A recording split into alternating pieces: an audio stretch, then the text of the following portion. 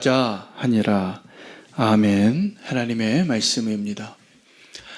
오늘 사사기 19장 말씀은 읽으면서 좀 충격적이기도 하고 답답하기도 합니다. 어떻게 이스라엘 가운데 이런 악이 있을 수 있을까? 이 레위인과 그 일행이 기브아에 도착해서 기대한 것은 자기들을 환대해주는 동족이 있을 거라고 믿어서 그곳에 갔는데 그것은 이방인들보다 더 악한 곳이었습니다. 그래서 소망으로 기대를 가지고 갔지만 그들 가운데 일어난 일은 오늘 성경은 우리가 생각하기에 제가 오늘 설교하면서도 오늘 본문을 다 설명하고 적나라하게 표현하기 어려운 내용들을 성경은 적나라하게 기록합니다. 오늘 이러한 본문은 거의 19금입니다. 강도가 너무 세고 그리고 그들의 악이 어떠한가를 드러내고 있기 때문에 그렇습니다.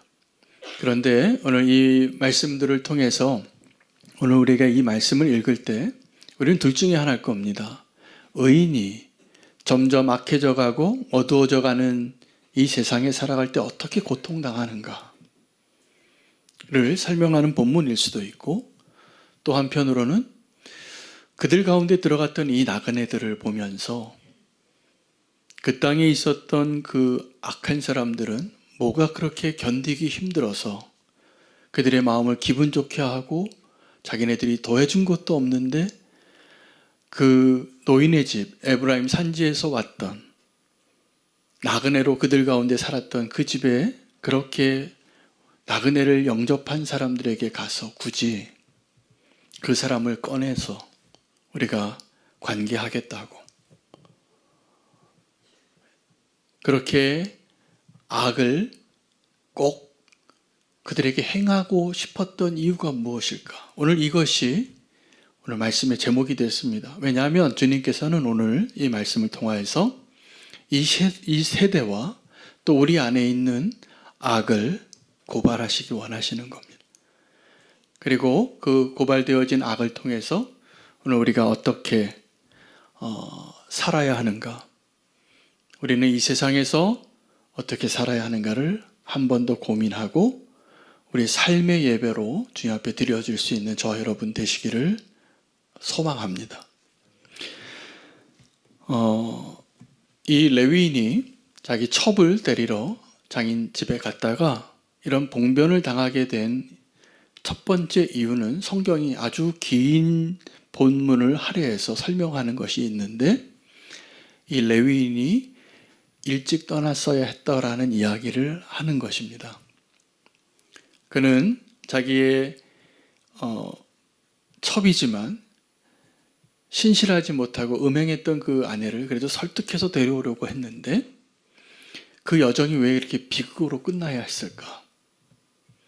성경이 주고자 하는 메시지는 뭐냐면 우리가 약한 세대를 살아갈 때일수록 우리가 우리 마음을 잘 지키고 우리가 가야 할 그 길을 타협하지 않고 자기의 마음을 자기의 삶을 잘 지키는 것이 얼마나 소중한가를 얘기해 주시는 거예요. 일찍 떠나려고 했지만 그는 그 여정의 길이를 봐서 일찍 떠나야 한다는 걸 알았어요. 그 길을 왔던 사람이니까. 그런데 여러분 우리가 마땅히 가야 할 그 길을 지금도 미루고 있거나 주저하거나 또 그분이 결단을 무너뜨리는 그 연약함이 다 있습니다. 원수가 생각보다 우리를 잘 알고 있습니다. 저 여러분이 다 연약함이 있고요. 또 강함이 있습니다. 우리가 또 강한 부분이 있고 약한 부분이 있는데 하나님은 우리의 연약한 부분을 사용해서 하나님의 능력을 드러내시는 일을 많이 하시지만 원수는 우리의 약함을 공격할 겁니다. 그래서 결국은 우리의 약한 부위가 우리를 무너뜨릴 거예요. 여러분 마지막에 보면 많은 분들이 이렇게 연로해지셔서 이렇게 육신이 연약해질 때 보면 결국은 자기 육체의 연약한 부위에서 문제가 생기시더라고요. 그래서 그 연약한 부위 때문에 결국 마지막에 삶을 더 지탱해 나가지 못하시는 이유가 거기에 있어요. 그리고 보면은 우리의 삶 가운데 우리가 연약한 부위가 있어요. 저도 제 몸 가운데 어디가 좀 연약한 부분이 있습니다. 태생적으로 또 제 습관 때문에. 그런 부분이 제가 이제 알면 그런 부분을 잘 조절도 하고 이렇게 겸손하게 살면 되는데, 그러지 못하면 분명히 그 이유가 나의 삶 전체를 이끌어 가는데 그 발목을 잡는 이유가 될 것이라고 저는 생각이 들어요. 저는 오늘 이 레위인이 참 그래도 자기에게 신실하지 않은 그 아내를 설득해서 그래도 용서하고 데려오려고 했던 참 좋은 의도를 가진 남편이었는데, 물론 레위인이 첩을 가지면 안 되지만 뭐 다 오늘 이렇게 이 사사기에서요 일어나고 있는 일들을 보면 우리 모습 같아요. 우리가 누군가를 고발하고 지적하고 정죄할 때 보면 우리도 그런 연약함이 또 어딘가에 있는데, 요즘 사회는 어떤가 보면 아주 예리한 칼로 서로 돌을 던지는 시대를 살아갑니다. 정말 어렵습니다, 살기.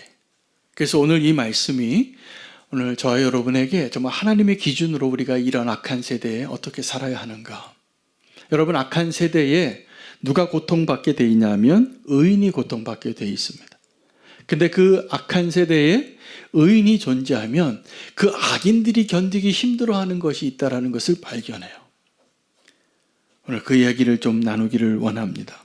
가룟 유다가 예수님을 배반하고자 하는 그 마음을 품고 있다가 예수님께서 이 떡을 찍어서 주는 사람이 그 사람이다.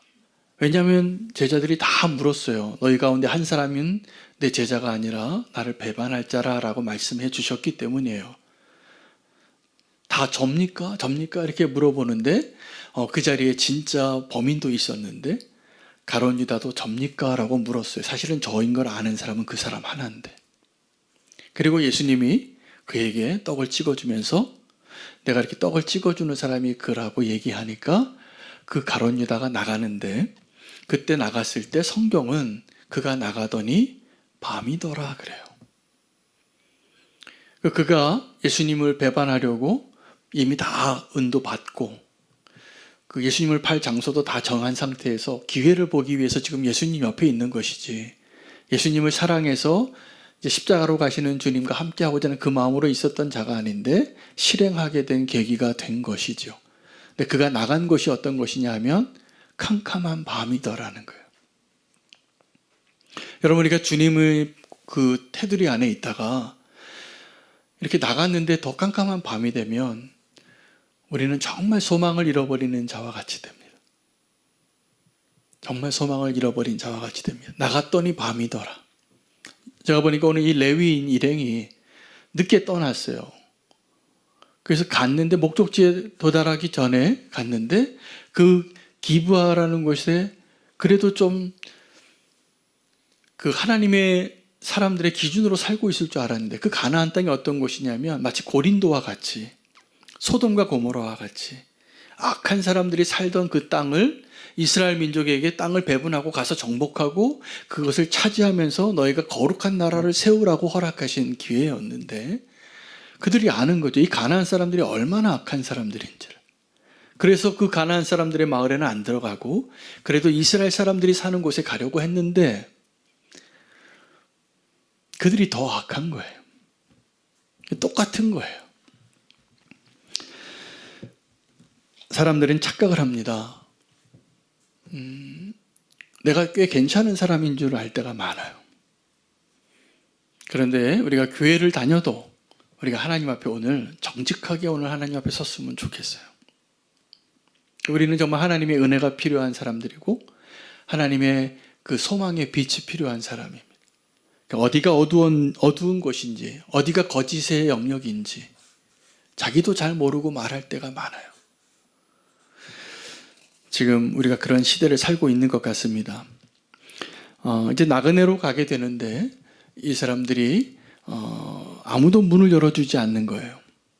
근데 아무도 문을 열어주지 않는데 한 노인이 그 문을 열어줬어요.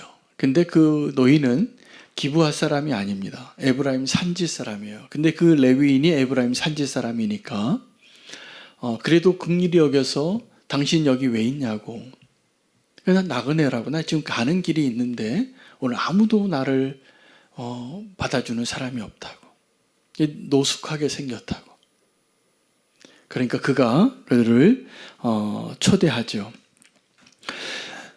저는 가끔 이렇게 교회에 제가 혼자 있을 때가 많은데 이렇게 나그네가 많이 찾아옵니다. 교회. 그럼 노숙자분들도 찾아오시고 그리고 이렇게 다양한 이유로 찾아오시는 분들이 계세요.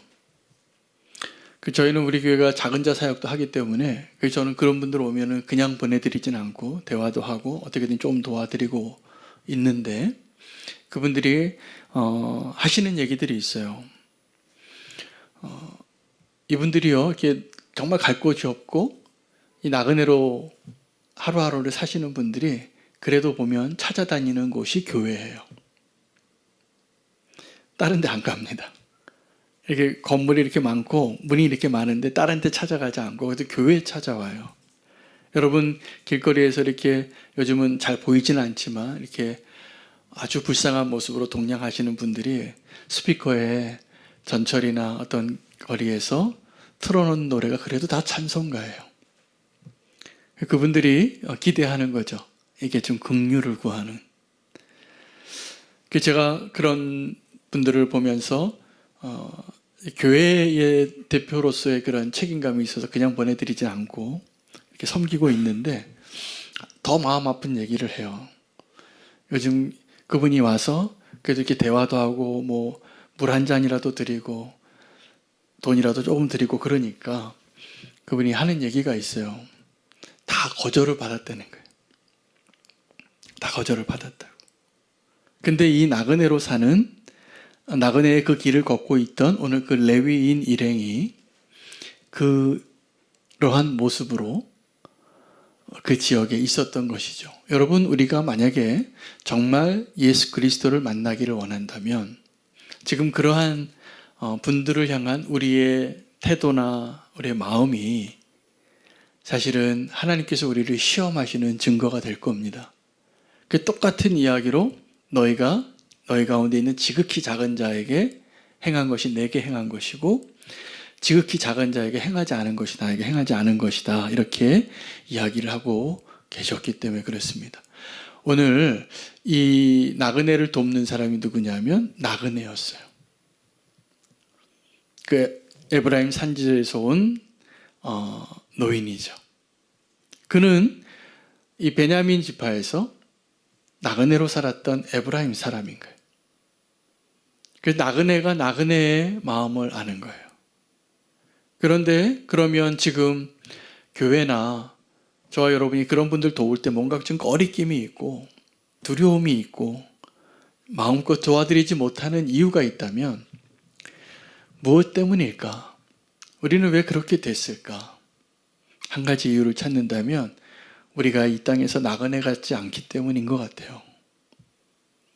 우리가 정말 나그네 같이 산다면 그 나그네를 보는 그 마음과 태도가 비슷할 텐데 우리는 나그네가 아닌 거예요. 우리 나그네가 아니니까 그 나그네를 대하는 게 어려워요. 대접하기가 어려워요. 근데 그 기브아에서도 똑같은 일이 일어난 거예요. 누가 도왔어요? 나그네가 도운 거예요. 그 사람이 이 일행을 드립니다. 이렇게 얘기해요. 당신은 여기서 노숙하지 마라. 이 동네 위험한 동네입니다. 당신이 필요한 식사와 그 가축을 위한 집과 따뜻한 안전한 집과 또 잠자리가 있고 물이 있고 씻을 물이 있고 숙소가 있다고. 그러면서 이렇게 얘기합니다. 안심하라고. 이 레위인 일행이 얼마나 안심이 됐을까? 얼마나 기뻤을까? 하루 종일 기다렸는데 나를 맞아주는 사람이 없는데 나를 맞아주는데 이 모든 것을 그냥 대접하겠노라고. 기쁨이 됐을 겁니다. 그렇겠죠? 우리 인생에 가끔 그런 은혜를 받을 때가 있잖아요. 어려울 때 도와야 됩니다. 어려울 때 도우면 그것은 평생 그 사람이 기억하는 거예요. 정말 어려울 때. 그래서 이 사람이 이렇게 들어갔는데 안심하라 그랬는데 오늘 이야기를 끝까지 읽어보면 안전하지 않았습니다. 그 노인의 집에 그 동네에 악한 불량배들이 찾아와서 그 나그네로 온 그 사람 내놓으라고 내가 그들과 관계하겠노라. 이것은 무슨 얘기냐 하면 동성애 관계를 하겠다는 거예요.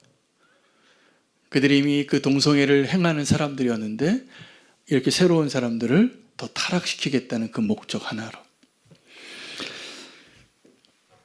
안심하라 라고 말했던 사람이 사도행전에 한 명 더 나오는데 바울입니다.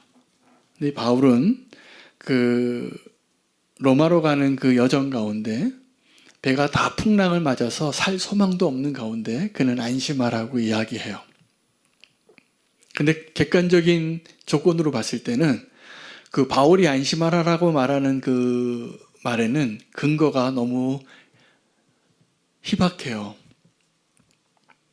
이유는 그가 안심할 수 있는 이유는 딱 하나예요. 하나님이 꿈에 나타나셔서 내게 말씀하셨다는 거예요. 오늘 이 배에 있는 사람은 한 명도 잃지 않고 다 내게 주셨으니까 나를 믿으라고. 근데 제가 오늘 이 사도행전에 나오는 이 바울의 안심하라와 오늘 이 사사기에 나오는 이 기브아 노인의 안심하라, 우리는 어떤 걸 보고 더 안심할까? 여러분 어떤 걸 더 보고 안심하십니까? 내게 필요한 것을 다 줄 수 있는, 모든 것을 가지고 있는 그런 부유하고 인격적이고 친절하고 내가 필요한 모든 것을 가지고 있는 사람과 같이 있으면 안전할 것 같잖아요. 근데 바울은 어떻게 안심하라고 얘기했냐면 하나님 내게 그렇게 말씀하셨으니까 나를 믿으라고. 근데 놀랍게요. 그때 그 배에서 이 바울의 말을 듣고 사람들이 따라요. 그래서 마지막 식사를 하고 다 버립니다. 도망치려고 했던 그 사공들도 불러요. 당신들 떠나면 안 된다고. 그 사공들이 거룻배를 버리고 함께 남아서 하나님이 약속하셨던 대로 그 배에 탔던 모든 사람들이 다 구조가 돼요. 결과적으로는 똑같이 안심하라 라고 얘기한 이 말 가운데 누구의 말이 정말 우리를 안심하게 했냐면, 안전하게 했냐면 바울이 한 말이에요. 오늘 이 기브아에 살고 있던 그 노인이 당신이 필요한 것을 다 주겠다고, 마치 선한 사마리아인의 그 사마리아인처럼 강도 만난 이웃이 되어서 내가 이 사람에게 필요한 게 있으면 더 갖다 주겠다고, 내가 온 다음에 계산할 테니까 그 여인숙 주인에게 다 잘해주라고. 그럼 이 강도 만난 사람 그게 안심이 되어질 그런 상황과 비슷한 것이죠. 그런데 실제로 그들은 봉변을 당하게 됩니다. 근데 그때 왜 이 사람들은 그렇게, 이 기브아에 살던 사람들은 이 지나가던 나그네 한 사람을 보고 왜 그렇게 견디기 어려워했을까? 좀 궁금하지 않습니까? 자기랑 상관도 없는데 그냥 그 나그네가 나그네를 좀 잘 대접해서 둘이 행복하게, 마음이 너무 유쾌하게 행복한 저녁을 보내고 있는데 왜 거기 쳐들어가서 그들에게 꺼내서 그 사람 내게 데려오라, 내가 관계하겠다고, 어떻게 이렇게 악한 일들을 하고 싶어졌을까? 궁금하지 않습니까 정말? 왜 그럴까? 여러분, 악인들이 견들기 힘들어하는 것이 있어요. 자기의 악이 드러나는 것을 견디기 힘들어합니다. 그리고 자기가 악한 것을 거짓의 사람이 되기 때문에 자기가 믿고 있는 게 정말 진실인 걸로 믿어요. 그리고 저 사람들이 잘못됐다라고 말하고 싶은 거예요. 그런데 지금 다른 곳에 와서 자기들은 하루 종일 그 나그네를 도와주지 않았는데 이 나그네가 나그네를 도운 거예요. 근데 이 행위 자체가 뭘 한 거냐면 그 기브아에 살고 있는 베냐민 사람들을 고발한 거예요. 그들에게 선을 행한 거, 그 가운데 선한 사마리아인이 된 거. 그들은 다 아무도 그렇게 하지 않고 외면하고 있었는데 이 사람도 좀 그랬으면 그런 일이 일어나지도 않았을 겁니다. 근데 그 가운데 이렇게 선을 행하고 나그네를 영접하고 선한 사마리아인의 그 하나님이 기뻐하셨던 사마리아인이 누군가 있었던 거예요. 근데 악인들이 이걸 보고 견디기 어려워해요. 여러분, 오늘 이 본문은요, 이 사사기 19장은 창세기 19장하고 평행선을 가는 본문입니다. 창세기 19장에는 어떤 내용이 나오냐면 소돔과 고모라 이야기. 똑같은 이야기가 나오잖아요. 소돔과 고모라가 바로 이 지금 베냐민 사람들이 살고 있었던 이 그 기브아의 성하고 똑같았어요. 이 가나안 땅에 있는 그 악 가운데 하나님 정말 미워하시는 악이 있어요. 두 가지인데, 하나는 불 가운데 자기 자녀를 지나가게 하는 거예요. 그러니까 자기가 원하는 것을 얻기 위하여 하나님이 너무나 소중하게 생각하는 자기의 자녀의 생명을 희생시키는 거예요. 아주 극단적인 방법이죠. 하나님 정말 미워하는 악을 이 가나안 사람들이 행하고 있었어요. 또 하나는 이 동성애예요. 지금도 우리의 사회에 지금 그러한 그 죄악의 증거들이 너무나 많아서 우리 깨어 있어야 되고, 마치 우리가 지금 이 소돔과 고모라에 살고 있는, 그리고 오늘 이 기브아 시대를 살고 있는 때와 같은 시대를 사는 크리스찬이라고 저는 생각이 되어져요. 자, 그런데 이 소돔과 고모라를 방문했던 그 하나님의 천사들이 그 롯의 집에 들어가는데 롯은 그들을 잘 영접해요. 근데 왜 그날 밤에 그 소돔과 고모라에 있던 또 불량배들이 들어와서 똑같은 얘기를 하거든요. 지금 너희 집에 들어간 그 사람을 우리에게 내놔라. 우리가 그 사람하고 관계하겠다고 똑같은 얘기를 합니다. 왠지 아세요? 그 롯이 오늘 이 기브아의 노인과 똑같은 일을 했기 때문이에요. 선을 행한 거죠. 근데 악인들이 견디기 어려워하는 게 뭐냐 하면 다 악하면 좋겠어요. 그래야지 그게 상식이 되어지고 그게 자기를 편안하게 하는 거예요. 여러분, 성도의 삶의 사명이 뭐냐면 너희가 이 세상에 가서 빛과 소금이 되라라고 하는 것은 뭐냐면 이 세상 사람들이 사는 방식과 다르게 우리가 하나님이 우리에게 명령하신 대로 살아내는 그 삶의 모습을 가지고 있으면 이 세상의 악한 자들이 아마 견디기 어려워할 거예요. 우리를 좀 없애고 싶어 할 것 같아요. 그게 견디기 어려운 거예요. 다 캄캄한데 빛이 보이는 거예요. 근데 그 빛이 보이면 어떤 현상이 나타나냐면 자기들의 악이 보이는 거예요. 여러분, 사도행전에 스데반 집사님이 그렇게 설교하고 왜 순교를 당했는지 아십니까? 너무 천사 같았어요. 바울이 왜 그 복음을 전할 때 사람들이 그가 그 자기 회심한 이야기를 했는데 저런 사람은 이 땅에 남겨두면 안 될 자라, 없애야 될 자라, 왜 그렇게 얘기했을까? 바울이 자기들하고 똑같은 사람들이었거든요.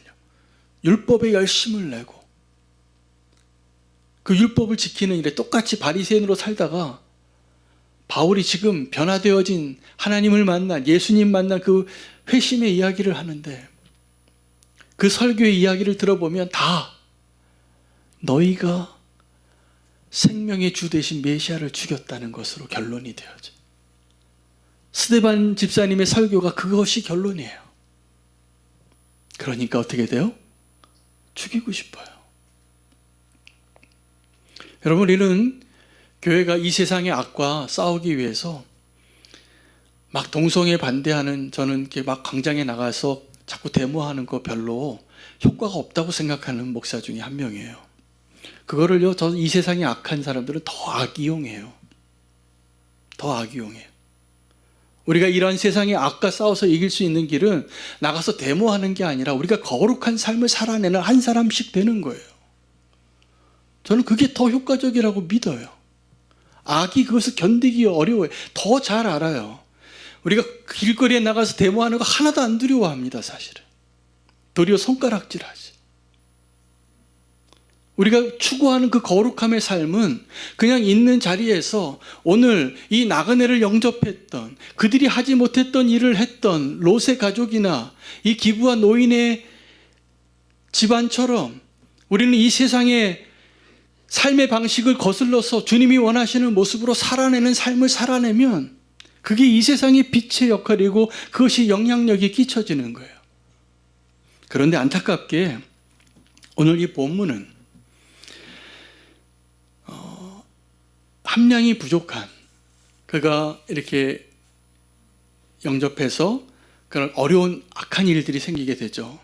내 취직까지 아니한 내 딸이 있고 이 사람의 첩이 있으니 이 남자들은 건들지 말고 이 레위인은 건들지 말고 이 여자를 데리고 가라고.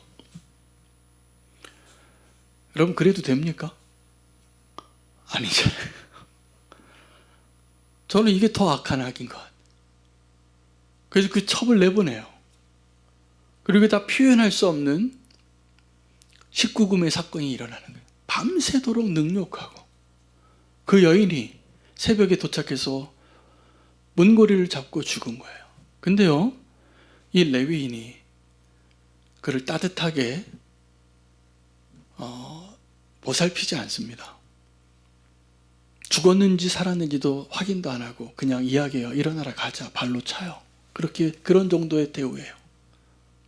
왜요? 더럽혀졌다고.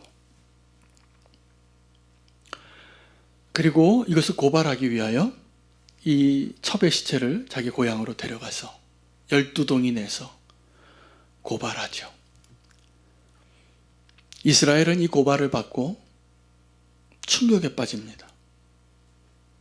여러분, 우리가 이 세상에서 일어나는 일을 들을 때 충격에 빠질 일이, 사건이 너무 많죠. 상상도 할 수 없는 일이 일어나죠. 지금도 어둠 가운데 이루어지고 있는 그 일들이, 상상도 할 수 없는 일들이 지금 우리가 살고 있는 이 시대의 이 땅 가운데 있을 겁니다. 왜 이런 일들이 있을까? 그것은 로마서에서 하나님이 말씀해 주세요. 하나님이 내버려 두셨기 때문이라. 근데 하나님 그 내버려 두셔서 그들의 악의 결과에 마지막에 나타나는 그 증상 중에 하나가, 로마서가 굳이 다른 죄들보다 더 그것을 언급하는 게 이 동성애의 죄예요. 남자가 남자의 그 순리대로 사용하지 아니하고 여자도 여자의 순리대로 사용하지 않는 그 죄를 언급해요. 이것은 그 자체가 하나님께서 내버려 두신 그 죄의 결과에 심판이 임한 것과 똑같아요. 그래서 그런 죄악이 만연한 시대를 우리가 지금 살아가는데, 막 동성애자들이 막 더 떳떳하게 막 소수의 인권을 주장해 달라고, 뭐 우리가 상상할 수 없는 더 교묘한 방법을 쓸 겁니다. 근데요, 여러분, 그것을 그들과 똑같은 방법으로 해서 절대로 이기지 못해요. 악한 방법이 훨씬 탁월해요. 방법을 좀 바꿔야 돼요. 그렇게 싸우다가 여러분, 이 악한 시대에서 의인이 고통받으면 어떻게 되냐면 그 의인의 삶이 악에 전염됩니다. 오늘 이 레위인의 모습은 사실은 그가 고발하는 건데, 그 고발의 내용이 뭐냐면 우리 가운데 이러한 악이 있다라는 걸 고발하는 거예요. 그럼 여기서 우리는 누구입니까? 이스라엘 공동체예요. 원래 그것은 어떤 곳에서 일어났던 일이냐면 이 이스라엘이 아니라 이 가나안 사람들에게서 있었던 일들이고, 원래 있었던 사람들이, 하나님께서 그들이 그 죄악의 악이 관영할 때까지 기다리셨다가 그때 이제 하나님의 때가 돼서 이스라엘 백성을 그 땅에 기업으로 주고 이제 그것을 깨끗게 하라고, 진멸하라고 보내신 거예요. 그런데요, 이 레위인이 고발하는데, 이 레위인이 자기의 첩을 마지막에 대하는데 비슷해요. 여러분, 소돔과 고모라의 그 창세기 19장의 내용 가운데 그 롯의 가족이 아브라함의 기도 때문에 소활성으로 들어가고, 롯은 주저하고 롯의 처는 뒤돌아봐서 소금 기둥이 되고, 자, 이제 아내가 없으니까 그 아버지와 두 딸이 어떻게 됩니까? 이것도 또 19금이 나와요. 이해할 수 없는. 그 아버지가 두 딸과 딸들이 아버지 술 잔뜩 먹여서 관계를 맺어서 생긴 민족이 모압과 암몬이에요. 정말 표현하기 어려운 이야기들이죠. 우린 그런 이야기들을 별로 하고 싶지도 않고 인정하고 싶지도 않은데 왜 이런 일이 일어났느냐? 롯이 소돔에 살았기 때문이에요. 이 레위인이 지금 그 악한 시대에 살고 있었기 때문에 이 첩을 내주는 거예요. 그때 아주 제가 보기에는 아주 판박이에요. 창세기 19장과 사사기 19장이. 그때도 롯이 그렇게 얘기했어요. 여기 시집 안 간 내 딸이 있으니까 내 딸 갖다 가지라서 그렇게 악을 행하라고. 그 롯이나 이 기부한 노인이나 그들이 지키고자 했던 그 도덕적인 기준이 있어요. 이 동성애는 안 된다. 그러니 내 딸을 가져가라고 얘기하는 게 맞습니까? 다행히 이 소돔과 고모라에서는 천사들이 롯의 가족을 구출해 주죠. 이게 아브라함의 기도 때문이에요. 이 사사기에는 그런 일이 아니라 더 비극적인 사건이 일어나지만 저는 오늘 이 설교를 준비하면 참 마음이 아파요. 이 설교를 결국 하나님 우리에게 말씀을 통해서 우리에게 주시고자 하는 메시지는 무엇일까? 이 악한 시대에 사는 우리가 고통당하는 것이 맞는가? 아니면 이 악한 시대에 사는 악한 자들이 힘들어하는 것으로 우리가 살아내야 할 삶의 모습이 무엇인가를 이야기하고 싶어요. 저는 요즘 안타까운 마음으로 이 나라를 위해서 기도를 많이 해요. 정말로 기도를 많이 해요. 많이 안타까워요. 근데 바로 오늘 이 본문하고 비슷해요. 우리가 너무 악한 시대를 사는 거예요. 너무 악한 시대. 그래서 그것을 고발해야 되겠는데 하나님은 무엇을 고발하냐 하면 이스라엘 공동체 안에 있는 그 죄를 고발하시는 거예요. 오늘 저와 여러분이 이 악한 세대에 싸워서 지켜낼 수 있는 것은 어떤 방법인가를 잘 생각해야 됩니다. 우리가 거룩한 삶을, 내 마음을 지키고 내 생각을 지키고 내 삶을 지키고 내 가정을 지키고 내 교회를 지키시기를 바라요. 그것이 싸우는 거예요. 거리에 나가서 투쟁하는 게 아니라 똑같아집니다. 그거는 세상의 방법이에요. 그렇게 기독교의 가치관을 가지고 얘기하는데 제가 보면 너무 안타까운 게 많아요. 이게 정말 세상의 방법이니까 우리가 이렇게 물들어가는 거예요. 그러면서 우리가 물들어간다고 막 이야기를 해요. 여러분, 우리가 깨어 있어야 됩니다. 정말로 이 악한 시대에 누가 힘들어하고 있는가? 누가 고통당하고 있는가? 이 악인들이 견디기 힘들어한 이유를 저는 그 창세기 19장과 또 출애굽기에서 발견하는데 오늘 이 사사기에서는 나오지 않지만 똑같은 이유 때문이에요. 사실은 똑같은 이야기의 판박이기 때문에.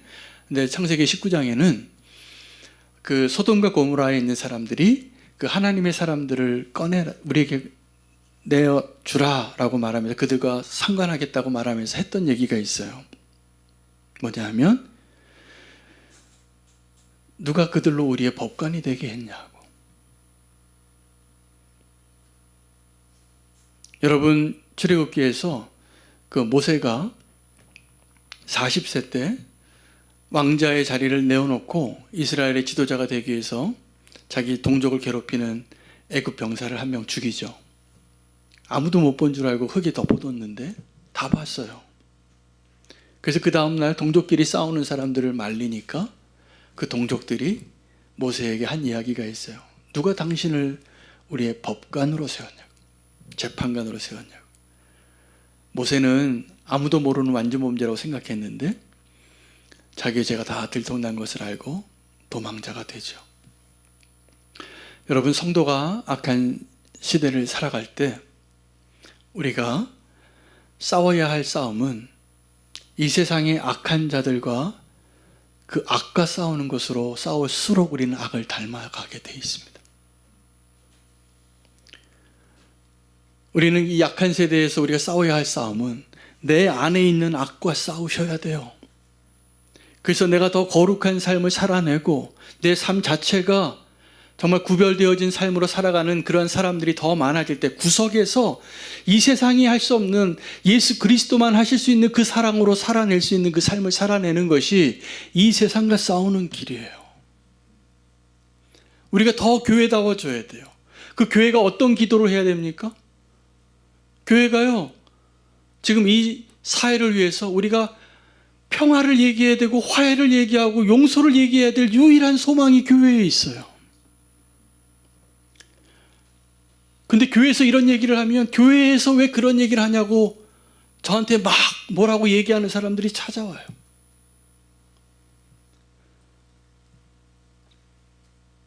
여러분, 교회가 해야 할 모습으로, 교회가 기도해야 할 그 기도로 우리가 이 세상에 존재해야 되지 않겠습니까? 교회가 이 세상 법 더 잘 지켜야 돼요. 더 우리는 더 수준 높은 기준으로 살아가는 하나님의 백성이거든요. 지금 너무 우리가 혼돈한 시대를 살고 있기 때문에 저는 이 약한 시대에 우리가 어떻게 살아가야 하는가 고민하고, 주님께서 우리에게 말씀해 주시는 것은 오늘 이 본문은 고발하는 겁니다. 이 세상의 악을. 그런데 그 고발의 내용은 이 가나안 사람들의 악이 아니라 이스라엘 민족 안에 이러한 악이 있었다는 걸 고발한 건데, 이 레위인이 하나님에게 고발했어야 된다라고 결론을 내리고 싶어요. 그래서 이스라엘 모든 지파에게 고발을 해서 상의하자. 그 다음 주 본문이 되는데, 그때 결국 또 한 번의 비극이 일어납니다. 또 한 번의 비극이. 지금 오늘 이 시간에 우리가 살고 있는 모습을 보는 거랑 똑같아요. 이스라엘 지파끼리 싸워서 한 지파를 완전히 멸하게 돼요. 우리 가운데 그러한 일이 일어나지 않기를 저는 원합니다. 하나님께 기도하고 하나님께 고발하는 역할을 해야 할 유일한 소망이 이 사회의 교회라고 저는 믿어요. 하나님 앞에 우리가 지금 겪고 있는 이 모든 일들, 가짜가 너무 많고 거짓이 너무 많아요. 그럼 하나님께 우리가 고발을 하십시오. 하나님께 기도를 하십시오. 거리에 나가지 마시고. 이용당하는 거예요. 이 세상의 방식으로.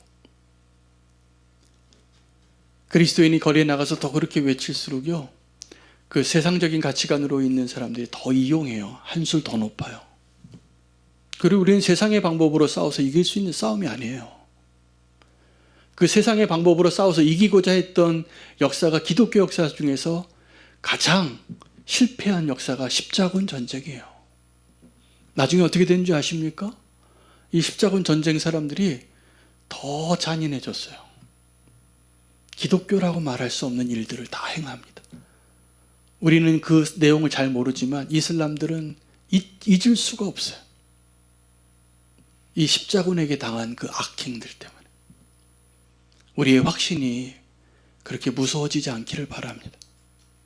약한 시대를 살면서 오늘 정말 주님 앞에 우리가 다시 교회됨을 회복하고 악인들이 견디기 힘들어하는 것들에 대한 하나님의 말씀을 듣고, 저는 어떤 사명으로 지금 오늘 이 말씀을 좀 드리냐면, 우리 교회 교인을 지키고 싶어요. 우리 교회 교인들을 여기 이렇게 휘말리지 않도록 부디 주님의 은혜 안에 거하시기를 바랍니다. 우리가 해야 할 일들은 하나님의 방법으로 교회가 교회답게 이 싸움을 싸워야 해요. 악한 시대로 점점 어두워져 가는데 주님이 우리와 함께 하심을 믿으시고 하나님을 신뢰하시기 바랍니다. 악한 시대를 사는 건 맞습니다. 그런데 주님께서 우리와 함께 하시고 우리가 어떤 싸움으로 어떻게 고발해야 하는가를 말씀해 주시는 것을 저는 믿어요. 주님의 은혜 가운데 우리의 사명을 다시 회복하고 빛 가운데 거하는 저 여러분 되시기를 축복합니다. 우리의 삶이 온전한 예배가 되기를, 우리의 삶이 거룩한 삶이 되기를 하나님께 결단